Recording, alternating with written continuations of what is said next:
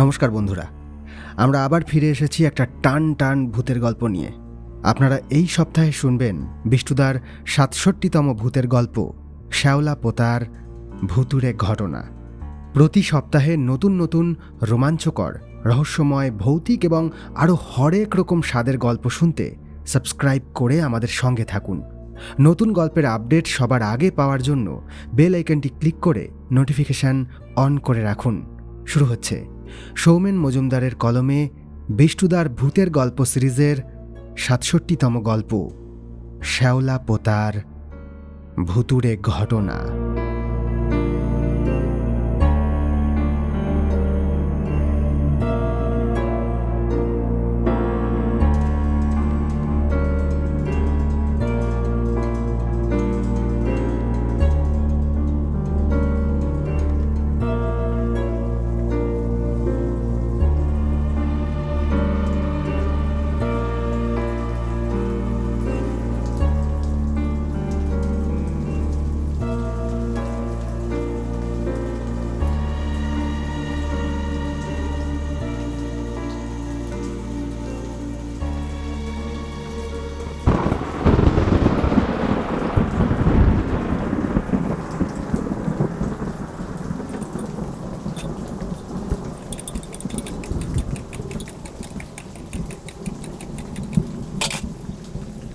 সেই রাতের কথা আজও মাঝে মধ্যে মনে পড়ে। ঠিক এখন যেমন বৃষ্টি হচ্ছে, একই রকম অঝোরে বৃষ্টি হচ্ছিল সেদিনও। শ্যাওলাপোতা নামক একটা গ্রামে ছিল আমার গন্তব্য। তা কাছের রেল স্টেশনে যখন নামলাম তখনই প্রায় রাত ৮টা বাজে। ট্রেনে আসার সময়ই লক্ষ্য করেছিলাম একটু একটু করে আকাশে মেঘ জমছে। সন্ধ্যার অন্ধকারে তা স্পষ্ট করে বলা যায় না কতটা গাঢ়, তবে তারাবিহীন সেই অন্ধকার আকাশ দেখে আন্দাজ করেছিলাম যে দুর্যোগ আসন্ন। পরিস্থিতি যে আমার আন্দাজের চেয়েও বেশি গুরুতর তা অনুভব করলাম ট্রেন থেকে নামা মাত্র। ঠিক এমনই অঝোরে বৃষ্টি ঝরছে। তবু যে কয়েক মুহূর্ত ট্রেনটা প্ল্যাটফর্মে ছিল ততক্ষণ অবধি কিছুটা আলো ছিল জায়গাটায়। প্ল্যাটফর্ম ছেড়ে সেটা এগিয়ে যেতেই বুঝলাম এখানে আমি ঠিক কতখানি একা। গোটা প্ল্যাটফর্মে কোথাও কোনো আলোর ছিটে ফোঁটা নেই। তীব্র বর্ষার মাঝে অন্ধকার আকাশে যখন মধ্যে মধ্যে বিদ্যুতের ঝিলিক খেলে যাচ্ছে, সেই সামান্য মুহূর্তের জন্য সমগ্র দৃশ্যটা মুহূর্তের জন্য স্পষ্ট হয়ে উঠছে। প্ল্যাটফর্মের একদম পূর্ব প্রান্তে আমি নেমেছি। অন্ধকারে কিছু দেখতে না পেলেও আন্দাজ করলাম মাঝ বরাবর হয়তো টিকিট কাউন্টার রয়েছে। তবে এই সময় ওদিকে যাওয়ার কোনো মানে নেই, বরং যত তাড়াতাড়ি আমার গন্তব্যে পৌঁছাতে পারবো এই দুর্যোগের মাঝে ততই ভালো। অতএব সেই প্ল্যাটফর্মের পূর্ব প্রান্ত থেকে যে রাস্তাটা নেমে গেছে সেদিকেই পা বাড়ালাম। মাথার উপরে থাকা ছাতাটা আমায় রক্ষা করতে অক্ষম। শুধুমাত্র মাথাখানা শুকনো রয়েছে। শরীরের নিচের দিকটা ট্রেন থেকে নামা মাত্রই সম্পূর্ণ ভিজে গেছে। ওই অবস্থাতেই কয়েক পা হেঁটে এসে একটা ইট বিছানো রাস্তায় উঠলাম। যদিও সে রাস্তার অবস্থা খুব একটা স্বস্তিদায়ক নয়। ইট বিছানো, তবে তা বিছানো হয়েছিল সম্ভবত বহু বছর আগে। ফলে তলার মাটিতে ইটগুলো বসে গিয়ে কোথাও বা ইট ক্ষয়ে গিয়ে ভেঙে গিয়ে গোটা রাস্তাটাকে একেবারে এবড়ো খেবড়ো করে তুলেছে। এই প্রাকৃতিক দুর্যোগের মাঝে এমন প্রত্যন্ত জায়গায় কোনো যানবাহন পাওয়ার আশা একেবারেই নেই জানা সত্ত্বেও বারবার কামনা করছিলাম যেন কিছু একটা পেয়ে যাই। যদিও বাস্তবকে অস্বীকার করা বোকামি ছাড়া আর কিছুই নয়। অতএব প্রত্যাশিত যা তাই হলো। ইট বিছানো রাস্তায় এসে কোথাও কোনো জনপ্রাণীর চিহ্ন খুঁজে পেলাম না। আমার একমাত্র সঙ্গী নিশ্ছিদ্র অন্ধকার। শুধু আকাশের ওই বিদ্যুতের ঝিলি মাঝে মধ্যে সেই অন্ধকারে ছেদ ঘটাচ্ছে। অপেক্ষা করার কোনো অর্থ হয় না। অতএব সেই দুর্যোগের দুর্দশা মাথায় করেই এগিয়ে চললাম নিজের গন্তব্যের দিকে। পথনির্দেশ আমার কাছে ছিল, অতএব গুলিয়ে যাওয়ার কোনো ভয় নেই। শুধুমাত্র প্রকৃতির এই ভীষণ রূপ যেন আমায় বারবার প্রতিহত করার চেষ্টা করছে। মিনিট 5-7 চলার পরে মনে হলো বৃষ্টি সামান্য কিছুটা কমেছে। সেটা অবশ্য আমার মনের ভুল হতে পারে। হতে পারে একঘেয়ে বৃষ্টির শব্দ আমার কানে শোয়ে এসেছিল। জল কাদা খানাখন্দ এসব এতক্ষণ ধরে আমার সঙ্গী ছিলই। তবে বজ্রপাতের সামান্য আলোতে হঠাৎ সামনে যে দৃশ্য আমার ফুটে উঠল তারও দুশ্চিন্তার। মুহূর্তের জন্য দেখতে পেলাম সামনের পথ বৃষ্টির জমা জলে ডুবে গেছে। অনিচ্ছা সত্ত্বেও সেই পথে পা বাড়ালাম। সঠিকভাবে পথ বোঝা এই অবস্থায় অসম্ভব। সাবধানে পা বাড়াচ্ছি আর আন্দাজ মতো সেই জলের মধ্যেই এগিয়ে চলেছি। প্ল্যাটফর্ম থেকে নামার পরে একটা জেদ চেপেছিল প্রকৃতির এই দুর্যোগকে জয় করার। তবে জল যখন প্রায় হাঁটুর কাছাকাছি চলে এলো তখন মনের মধ্যে অনুশোচনা শুরু হলো। বারবার মনে হচ্ছিল অধৈর্য না হয়ে একটু হেঁটে প্ল্যাটফর্মের মাঝে টিকিট কাউন্টারের সামনে আশ্রয় নিলে বরং ভালো হতো। প্রকৃতি শান্ত হলে না হয় বেরোতাম। তবে একবার যখন এসে পড়েছি তখন আবার এতখানি পথ ফিরে গেলে পণ্ডশ্রম হবে। এইসব ভাবতে ভাবতে আমার মন চঞ্চল হয়ে উঠল। চাতকের যেমন জলের অপেক্ষায় পরিস্থিতি হয়, একটা আশ্রয়ের জন্য আমারও ঠিক তেমন অবস্থা হয়েছে তখন। যদিও আশেপাশে কিছুই চোখে পড়ছে না, তবু মনের তীব্র আকাঙ্ক্ষা আর বিদ্যুতের চমকে হঠাৎ হঠাৎ মনে হচ্ছিল ওই বুঝি সামনে কোনো আশ্রয়, এক বিন্দু আলো। অবশ্য মুহূর্তেই আবার বুঝতে পারছিলাম চারদিকে নিশ্ছিদ্র অন্ধকার ছাড়া আর কিছুই নেই। এমনভাবে ঠিক কতক্ষণ পথ চলেছিলাম বলতে পারি না। জল তখন হাঁটু সমান। এতক্ষণ জলে হেঁটে শরীর ক্লান্ত হয়ে এসেছে। হঠাৎ আকাশে তীব্র শব্দে একটা বিদ্যুৎ চমকে উঠল। আর সেই বিদ্যুতের আলোয় আমার ডান দিকে পথ থেকে কিছুটা দূরে একটা কাঠামো মুহূর্তের জন্য চোখে ভেসে উঠল। যদিও কোনো আলো সেদিকে নেই, তবু ওটা যে একখানা বাড়ি তাতে কোনো সন্দেহ নেই। হতে পারে এমন দুর্যোগে বাড়ির সবাই আলো বন্ধ করে শুয়ে পড়েছে। এভাবে অন্যকে অসুবিধায় ফেলা মোটেই ঠিক নয়। তবুও সেই মুহূর্তে আমি নিরুপায় ছিলাম। অতএব মনে অফুরান আশা নিয়ে সেদিকে এগোলাম। বিদ্যুতের এক ঝলক আলোয় দুখানা চৌকো পিলার আমার চোখে পড়েছিল। হতে পারে ওটাই ওই বাড়িটার দিকে যাওয়ার পথ। আন্দাজ করে পা ফেলে সেদিকে এগোলাম। বাড়িটার একেবারে সামনে এসে দেখতে পেলাম একটা কাঠের জরাজীর্ণ দরজা।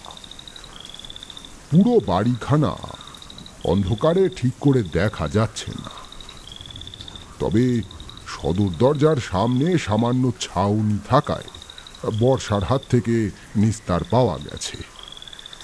তাছাড়া এখানে কিছুটা উঁচু, অতএব মাটির উপরেই দাঁড়িয়ে আছি।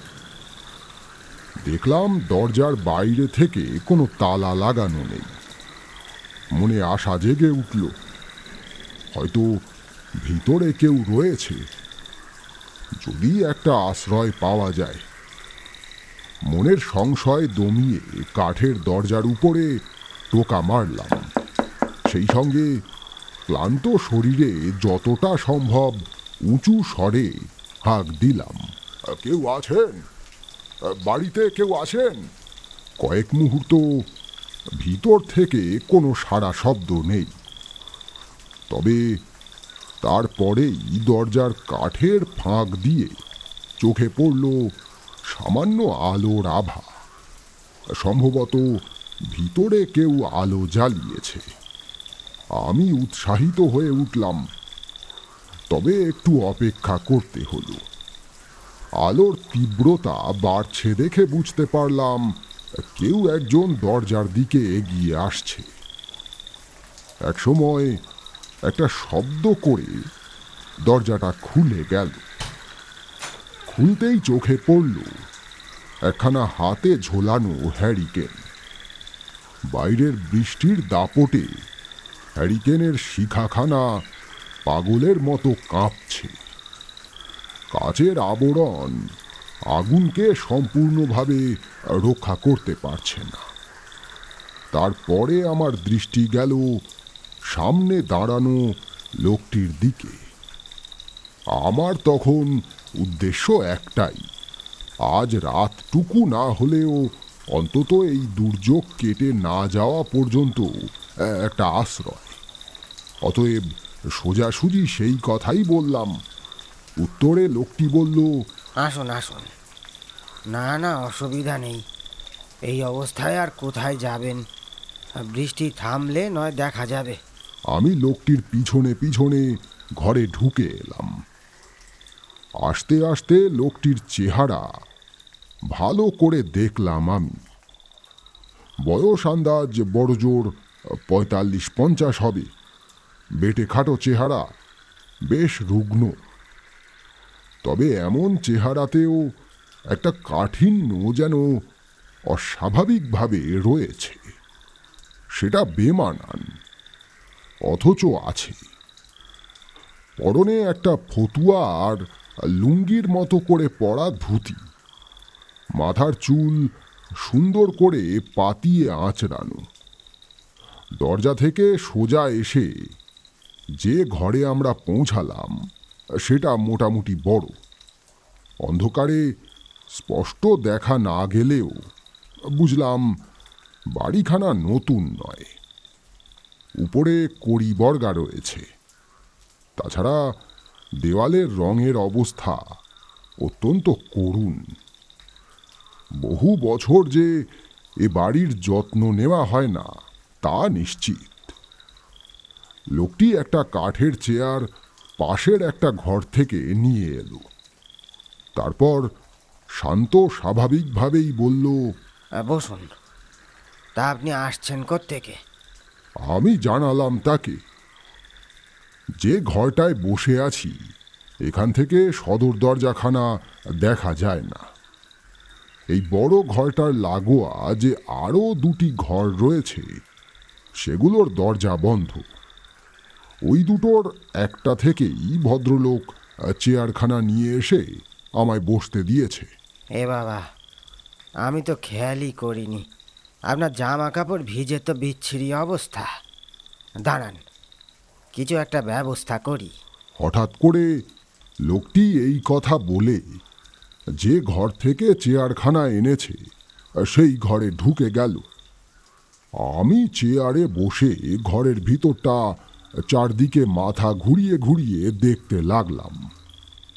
বাড়িখানার ভিতরটা এখন জৌলুসহীন, তবে এক সময় যে এ বাড়ি বেশ সুন্দর ছিল তা বোঝা যায়। একদিকে দেওয়ালে একটা পুরনো দিনের নকশার ঝুলন্ত আলো রয়েছে, দেখেই বোঝা যায় ওটা এখন আর জ্বলে না। তাছাড়া ওটার গায়ে বেশ ঝুল জমেছে। নে, সামান্য চমকে উঠলাম। আসলে ঘরখানা দেখতে এতটাই মগ্ন হয়েছিলাম যে অন্য কোনো দিকে আমার খেয়াল ছিল না। লোকটি আমায় বলল, আর তো কিছু পেলাম না। যান, ওই ঘরটায় গিয়ে ওই পোশাকটা বদলে নিন। ধরুন। বলে দ্বিতীয় যে ঘরটি ছিল সেটার দিকে দেখালো। সত্যি কথা বলতে ভেজা পোশাকে আমার গায়ে রীতিমতো শিহরণ জাগছিল মাঝে মধ্যে। এভাবে বসে থাকলে অসুখ করতে পারি। আর দেরি না করে আমি শুকনো পোশাক হাতে নিয়ে সেই ঘরের দিকে গেলাম। ঘরের ভিতরে একটা মোমবাতি জ্বলছে। অগ্নিশিখা খুবই সামান্য, তবে আমার কাজ হয়ে যাওয়ার জন্য যথেষ্ট। ভিতরে একটা সুন্দর ইংলিশ খাট আছে। সুন্দর অর্থে সুন্দর নকশা, মোটেই তার পরিস্থিতি ভালো নয়। অক্ষত, তবে অযত্নে তার অবস্থা শোচনীয়। আমি আর সেসব দিকে বিশেষ মন না দিয়ে তাড়াতাড়ি পোশাক পরিবর্তন করে বড় ঘরে ফিরে এলাম। আমার গায়েও এখন ওই ভদ্রলোকের মতো একটা ফতুয়া আর ধুতি। এই ঘরের মধ্যেই একটা বেমানানভাবে টাঙানো দড়ি ছিল, সেটার উপরে ভিজে কাপড়গুলো মেলে দিলাম। আপনি কি এখানে একাই থাকেন? না, তবে আপাতত একাই। লোকটির সামগ্রিক উপস্থিতি এবং কথোপকথন সাধারণ, তবু অদ্ভুত একটা কিছু আছে। যেন একখানা অদ্ভুত দেওয়াল সহজভাবে লোকটির সঙ্গে কথা বলতে সেই দেওয়াল যেন আমায় বাধা দিচ্ছে। আর কি কথা বলবো সেটাই মনে মনে ভাবতে লাগলাম। তবে এবার লোকটি নিজে থেকেই বলল, চা খাবেন তো? বৃষ্টির যা অবস্থা, তাতে এক্ষুনি থামবে বলে তো মনে হচ্ছে না। আমি ভদ্রতা দেখিয়ে বারণ করলাম, তবে ভদ্রলোক শুনলেন না। শেষ পর্যন্ত গেলেন চা করতে।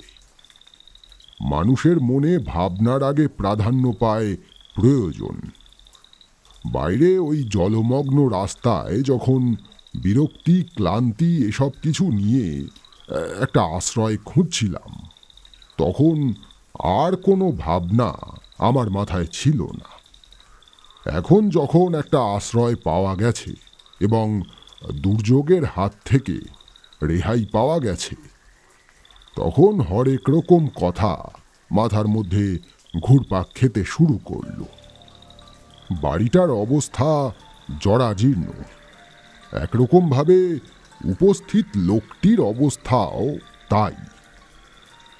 তবু কেন জানি না মনে হচ্ছে ওই লোকটি এই বাড়ির মালিক নয়। তার চালচলন, কথাবার্তায় যেন মালিক সুলভ ব্যাপারটা নেই। এমন কথা আমার কেন মনে হয়েছিল সেই মুহূর্তে, সেটা স্পষ্ট কোনো বিষয় দিয়ে আমি বোঝাতে পারবো না। তবে সেই ভাবনা ছিল অত্যন্ত স্পষ্ট। ভদ্রলোক চলে যাওয়ার পর 2-3 মিনিট এসব ভাবতে ভাবতেই কাটল। ঠিক এমন সময় হঠাৎ করে মনে হলো, যে ঘরে গিয়ে আমি পোশাক পরিবর্তন করেছি, সেই ঘর থেকে কারো একটা হাঁটা চলার শব্দ আসছে। অত্যন্ত মৃদু সে শব্দ। প্রথমে সংশয় হল, ওটা কি সত্যি কারো হেঁটে বেড়ানোর শব্দ? তবে পরক্ষণেই স্পষ্টভাবে একটা হাসির শব্দ আমার কানে এলো। মুহূর্তের জন্য শুনে মনে হলো হাসিটা কোনো 9-10 বছর বয়সী বাচ্চা মেয়ের। কিন্তু ভদ্রলোক তো বলেছিলেন এই বাড়িতে উনি একা রয়েছেন। তবে ওই হাসিটা কার? অবশ্য পরক্ষণেই মনে হলো হয়তো আমার মনের ভুল। এমনটা ভাবছি ঠিক সেই সময় ভদ্রলোক চা নিয়ে উপস্থিত হলেন। পুরনো দিনের বেশ দামি পেয়ালা। সচরাচর এই ধরনের পেয়ালা এখন আর দেখা যায় না। একটাই পেয়ালায় চা নিয়ে এসেছেন। আপনি চা খাবেন না? না না, আপনি খান, আমি এই কিছুক্ষণ আগেই খেয়েছি। আমি পেয়ালায় একটা চুমুক দিয়ে মনে মনে ভাবলাম কথাটা একবার জিজ্ঞাসা করেই দেখি। তবে মোটামুটি আমি নিশ্চিত যে ওটা আমার মনের ভুল। কারণ যখন পোশাক পরিবর্তন করতে গেছিলাম তখন ওই ঘরে কেউ ছিল না, এবং এখানে বসে আমি ওই ঘরে কাউকে ঢুকতেও দেখিনি। তবুও জিজ্ঞাসা করলাম, আচ্ছা ওই ওই ঘর থেকে মনে হলো আমার জানেন যে কোনো বাচ্চার হাসির শব্দ পেলাম। কি বলছেন? এ বাড়িতে কোনো বাচ্চা নাই। আপনার মনে হয় কোনো ভুল হয়েছে। আমিও আর কথা বাড়ালাম না। ওদিকে বৃষ্টি ক্রমাগত হয়ে চলেছে। খুব তাড়াতাড়ি থামবে তেমন কোনো লক্ষণ নেই। মনে হচ্ছে এই বাড়িতেই আমায় আজ রাতটা কাটাতে হবে। চা শেষ করলাম। তারপর কয়েকবার দুই একটা প্রশ্ন করে আমাদের দুজনের মধ্যের নীরবতা কাটানোর চেষ্টা করলাম বটে, তবে কথোপকথন চলল না। আমি কিছু জিজ্ঞাসা করলে ভদ্রলোক তার উত্তর দিচ্ছিলেন, তবে নিজে বিশেষ কিছু জিজ্ঞাসা করছিলেন না। তবে অস্বীকার করব না, ভদ্রলোকের এই অদ্ভুত নীরবতার মাঝে কোনো অভদ্রতা বা অবজ্ঞা ছিল না। মিতভাষী লোকজন যেমন হয় তেমন। কয়েকবার চেষ্টার পরে আমিও কিছুটা দমে গেলাম। এদিকে ঘড়ির কাঁটা ছুটে চলেছে।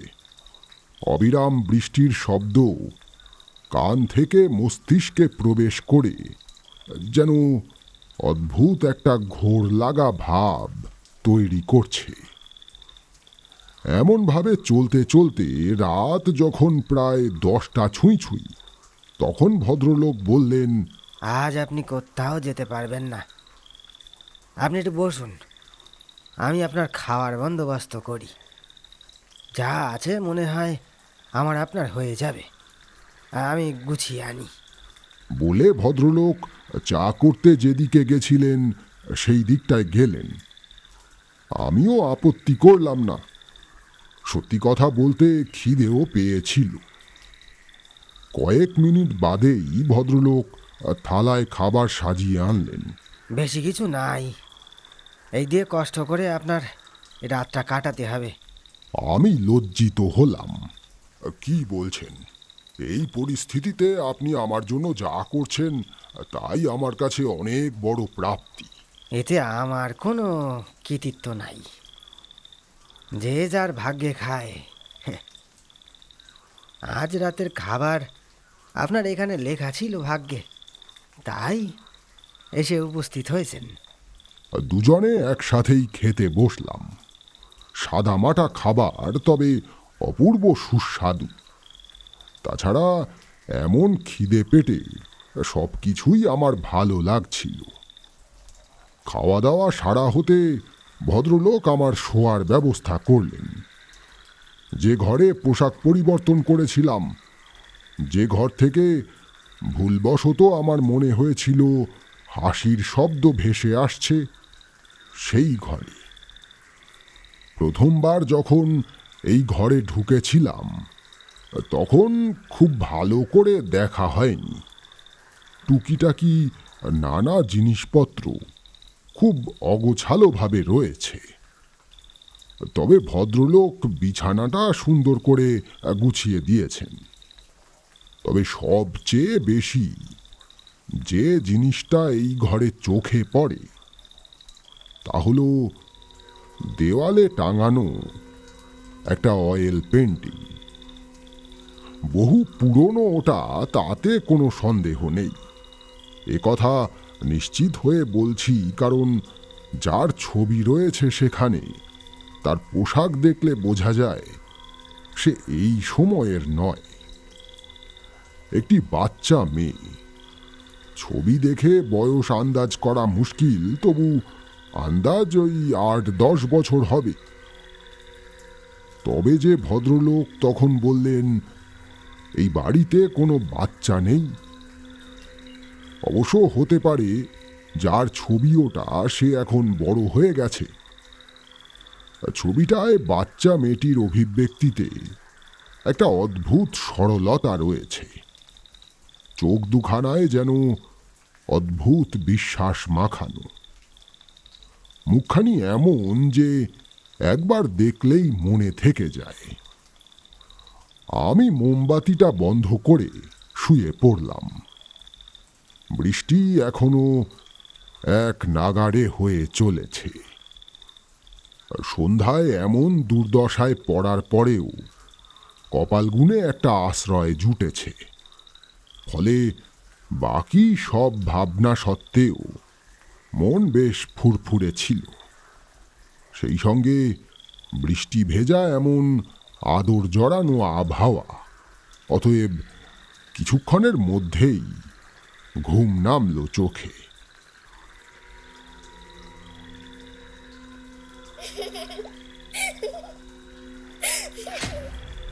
আরামদায়ক সেই ঘুম আমার ভাঙল অস্বস্তিকর, অস্বাভাবিক অথচ পরিচিত একটা শব্দে। সন্ধেবেলায় ওই ঘরে বসে যে হাসির শব্দটা আমার কানে এসেছিল, সেই শব্দটাই ঘুমের মাঝে হঠাৎ করে আরো কিছুটা স্পষ্ট হয়ে আমার কানে পৌঁছালো। সেই সময় এমন অস্পষ্টভাবে শুনেছিলাম যে মনের ভুল বলে মনে হয়েছিল। অথচ এবার সেই শব্দ এতটাই স্পষ্ট এবং এত কাছে মনে হলো যে শব্দটা সত্যি আসছে, এ বিষয়ে আর কোনো সন্দেহ মনে রইল না। আমার শরীরে কেমন অদ্ভুত একটা শিহরণ খেলে গেল। ঘরের ভিতরে ঘুটঘুট করছে অন্ধকার। সে অন্ধকার এত গাঢ় যে কিছুই দেখা যায় না। ঘুম জড়ানো অবস্থায় শুনেছিলাম সেই শব্দটা। এবার এই নিকষ অন্ধকার ঘরে সম্পূর্ণ সজাগ অবস্থায় আবার কানে এলো সেই হাসির শব্দ। মনে হলো এই ঘরের মধ্যেই আমার থেকে বড়জোর ২-৩ হাত দূরে কেউ দাঁড়িয়ে হাসছে। সেই সঙ্গে একটা পায়ের শব্দ। সে শব্দ যে মোটেই ভারী নয় তা বলা বাহুল্য। এমন পরিস্থিতিতে আমার গায়ের লোম খাড়া হয়ে উঠল। বিছানাতেই উঠে বসেছিলাম। মোমবাতিটা কোথায় থাকার কথা সেটা আমি জানি। ওটার পাশেই দেশলাই রাখা রয়েছে। অন্ধকার হাতড়ে খুঁজে পেলাম সেটা। তারপর সতর্ক হয়ে একটা কাঠি বের করে ঘষলাম বাক্সের গায়ে। সঙ্গে সঙ্গে আগুন জ্বলে উঠল। পাশেই মোমবাতিটা, ধরালাম সেটা। এতক্ষণ অন্ধকারে ডুবে থাকা ঘরটা হলদে কম্পমান আলোয় আলোকিত হয়ে উঠল। শব্দটা এখন আর হচ্ছে না। ঘরে কারো উপস্থিতি অন্তত আমার রক্ত মাংসের চোখে ধরা পড়ল না। তবে ওই শব্দ যে সত্যি হয়েছে সে বিষয়ে এখন আর আমার মনে কোনো সংশয় নেই। মোমবাতিটা হাতে তুলে নিয়ে চারদিকে দেখতে লাগলাম। হঠাৎ দেওয়ালে ঝোলানো ছবিটার দিকে আমার নজর পড়তে বুকের ভিতরে হৃদস্পন্দন দ্রুত হয়ে উঠল। ছবিটা এমন সরল সুন্দর যে আমার মনে গেঁথে আছে। তবে এখন সেই ছবিতে সামান্য পরিবর্তন হয়েছে, যা অসম্ভব জানি, অথচ সেই মুহূর্তে চরম বাস্তব। হাসি মাখা সেই মুখটায় এখন কেমন যেন অদ্ভুত বিষণ্ণতা, সেই সঙ্গে অনাবিল যন্ত্রণা ফুটে উঠেছে। আর সেই ছবির বাচ্চা মেয়েটির চোখের কোণা থেকে কিছুটা রক্ত গড়িয়ে নেমেছে। নির্জীব একটা ছবি, অথচ সেই রক্তের ধারা যেন জীবন্ত, কোনো তুলির টান নয়, বরং সেই রক্ত তাজা। আমি সাবধানে বিছানা ছেড়ে মেঝেতে নামলাম, এগিয়ে গেলাম ছবিটার সামনে। আমার সাহস হলো না ওই রক্তের ধারা ছুঁয়ে দেখার। মনের মাঝে কেমন চরম ভয় ধীরে ধীরে প্রবল হয়ে উঠছে। হঠাৎ মনে হলো আমার পিছনে সেই হাসিটা আবার হলো। আমি চমকে উঠে পিছনে ফিরলাম। কেউ নেই। কেউ আমার সঙ্গে মজা করছে না তো? হঠাৎ এই ভাবনাটা আমার মাথায় এলো, হতে পারে ওই লোকটা যে আমায় আশ্রয় দিয়েছে সে আমার সঙ্গে কোনো বিশ্রী রকম মজা করছে।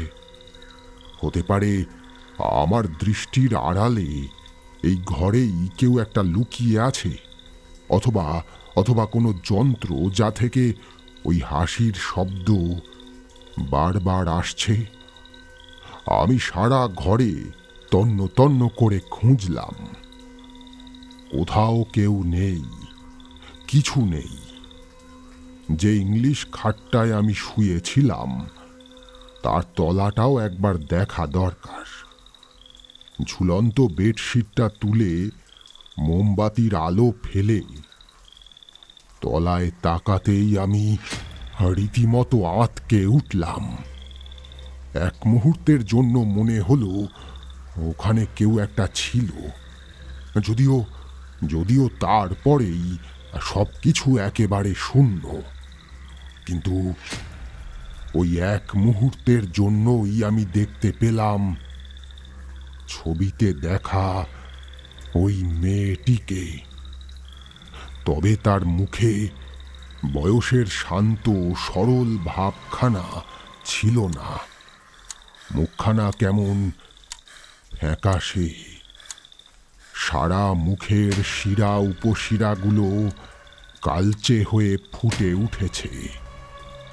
চোখের মণি দুখানা জীবন্ত মানুষের মতো নয়, কেমন ঘোলাটে। ততক্ষণে তীব্র ভয় আমার শরীর এবং মনকে গ্রাস করেছে। মুহূর্তের জন্য যে মূর্তি আমি দেখেছি তা যে কোনো জীবন্ত মানুষের নয় তা বলার অপেক্ষা রাখে না।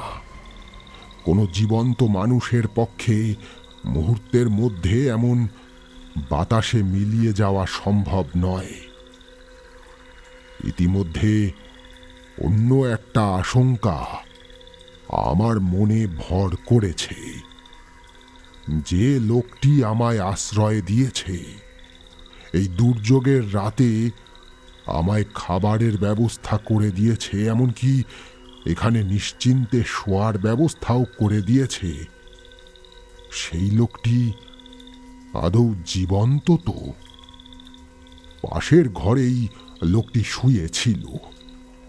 আমার বুকের ভিতর তখন হৃৎপিণ্ড অত্যন্ত দ্রুত গতিতে ছুটে চলেছে।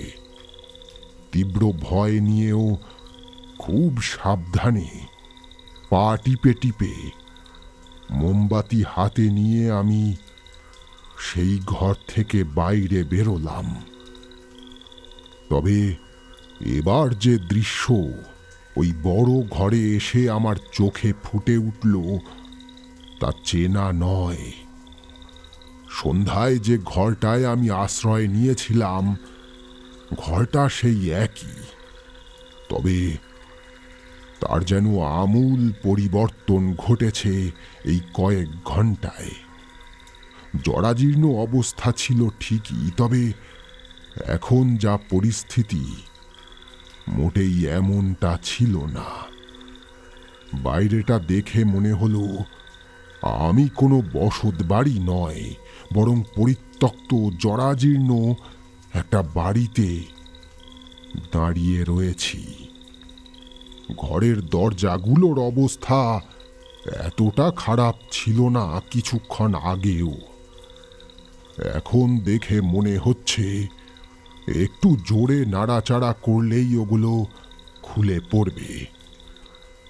আমার পরিস্থিতিটা যেন এই দৃশ্য দেখার পরে আমার কাছে স্পষ্ট হয়ে উঠল।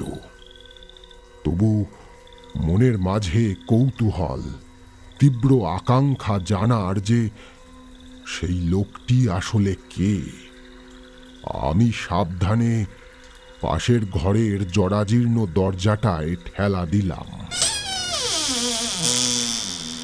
বাইরের বৃষ্টির শব্দের সঙ্গে পুরনো দরজার জং ধরা কবজার অদ্ভুত শব্দ মিশে এই অতিলৌকিক পরিবেশকে আরো ভয়ানক করে তুলল।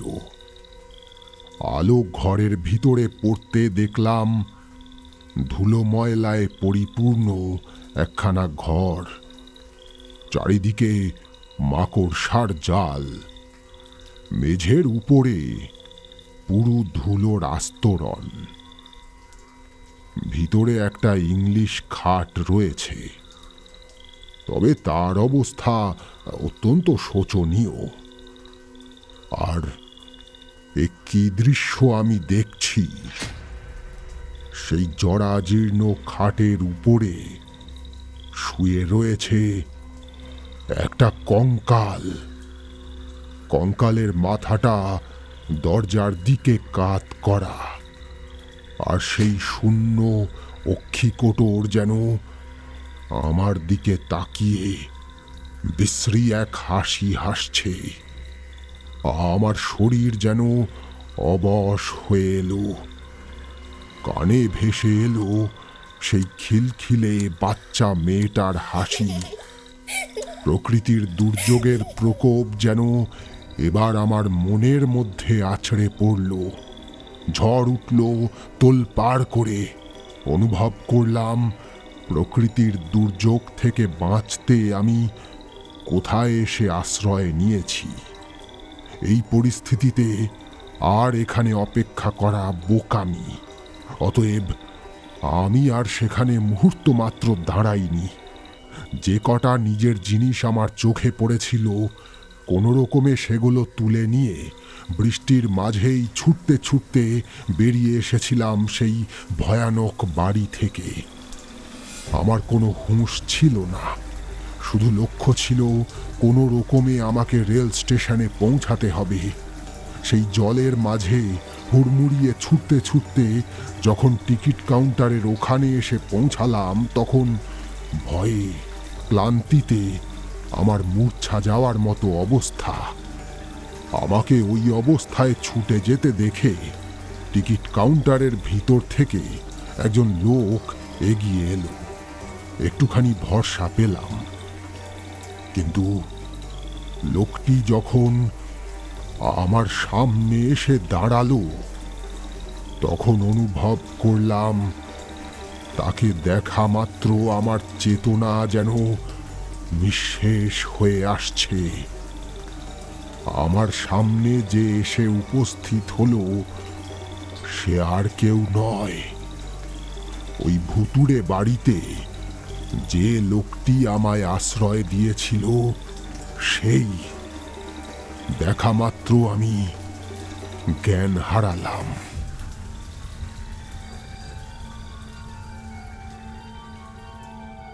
প্রায় ঘন্টা খানেক পরে আমার জ্ঞান ফিরে এসেছিল। জ্ঞান ফেরার পরেও দেখলাম অবিকল সেই লোকটি আমার সামনে বসে আছে। আমি শুয়ে রয়েছি সেই টিকিট কাউন্টারের ভিতরে একটা চৌকির উপরে। প্রথমে আমার মনে আবার সেই ভয়টা ফিরে এলো, তবে সেই ভয় আমার কেটেছিল ওই লোকটির কাছে একটা ঘটনার কথা শোনার পরে। সংক্ষেপেই সেই কথা বলছি। ওই বাড়িটা এক সময় স্থানীয় এক বর্ধিষ্ণু পরিবারের ছিল। বর্তমানে এই স্টেশনের টিকিট কাউন্টারে কর্মরত রেল কর্মচারীর এক পূর্বপুরুষ ওই বাড়িতে পরিচারকের কাজ করত, যাকে অবিকল এই লোকটির মতোই দেখতে। ওই বাড়িতে বহু বছর আগে ঘটে যায় এক অদ্ভুত মর্মান্তিক অপরাধমূলক ঘটনা। যেটুকু লোকমুখে জানা যায়, এই রেল কর্মচারীর সেই পূর্বপুরুষ পরিচারক হিসেবে কাজ করার সময় ওই বাড়ি থেকে বিপুল সোনাদানা চুরি করেছিল। ঘটনাচক্রে এই চুরির বিষয়টা ওই বাড়ির একমাত্র মেয়ে দেখে ফেলে। পরিস্থিতি থেকে নিস্তার পাওয়ার জন্য সেই পরিচারক নাকি বাচ্চা মেয়েটিকে খুন করে। এমনভাবে খুন করা হয়েছিল যে কেউ ঘুণাক্ষরেও বুঝতে পারেনি যে ওটা খুন। তবে এভাবেও সে নিস্তার পায়নি। কিছুদিন পরে দেখা যায় ওই লোকটিরও হঠাৎ অস্বাভাবিক মৃত্যু হয়েছে। তার মৃত্যুর পরেই তার বাড়ি থেকে লুকিয়ে রাখা সোনাদানা ইত্যাদি উদ্ধার হয়। লোকমুখে প্রচলিত যে ওই সরল মেয়েটির অতৃপ্ত আত্মাই অপরাধীকে শাস্তি দিয়েছিল।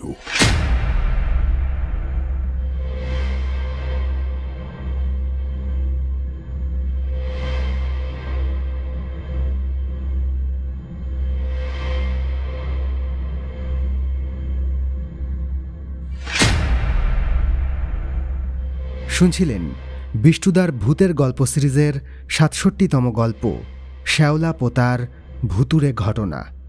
আপনাদের সঙ্গে ছিলাম আমি সৌমেন। গল্পটি কেমন লাগলো অবশ্যই জানান কমেন্ট বক্সে। ভালো লাগলে লাইক এবং শেয়ার করুন। প্রতি সপ্তাহে নতুন নতুন গল্প শুনতে সাবস্ক্রাইব করুন আমাদের চ্যানেল। নতুন গল্পের আপডেট সবার আগে পাওয়ার জন্য বেল আইকনটি ক্লিক করে নোটিফিকেশন অন করে রাখতে ভুলবেন না।